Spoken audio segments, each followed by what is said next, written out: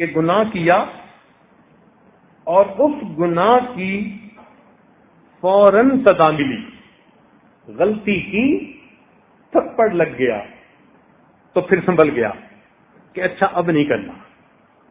یہ اللہ تعالیٰ کی رحمت ہوتی ہے.